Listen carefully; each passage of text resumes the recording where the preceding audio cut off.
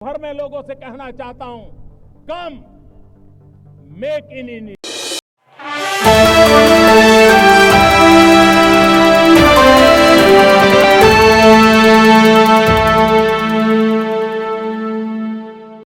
देश के सबसे व्यस्त हवाई अड्डे दिल्ली के इंदिरा गांधी अंतर्राष्ट्रीय एयरपोर्ट से संचालित 800 से अधिक विमान सेवाएं बुरी तरह प्रभावित हुई हैं।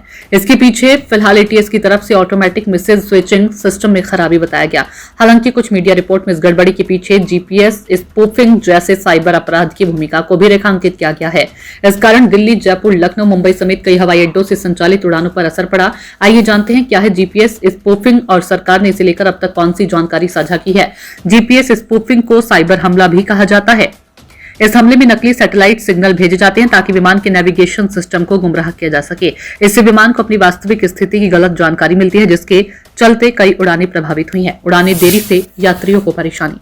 पिछले कुछ दिनों में दिल्ली एयरपोर्ट पर कई उड़ानों के रास्ते भटकने समेत कई शिकायत मिली है। मंगलवार को दिल्ली एयरपोर्ट दुनिया में दूसरे स्थान पर सबसे ज्यादा उड़ान में व्यवधान वाला एयरपोर्ट रहा है। कम से कम 7 उड़ानों को जयपुर और लखनऊ जैसे नजदीकी हवाई अड्डों की ओर मोड़ना पड़ा।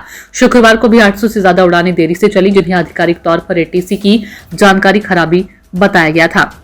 असली कारण जीपीएस स्पूफिंग या तकनीकी गड़बड़ी। हालांकि शुक्रवार की देरी को एटीसी सिस्टम की समस्या बताया गया, लेकिन जांच में ये बात सामने आ रही है कि जीपीएस सिग्नल की गड़बड़ी भी एक बड़ा कारण हो सकता है।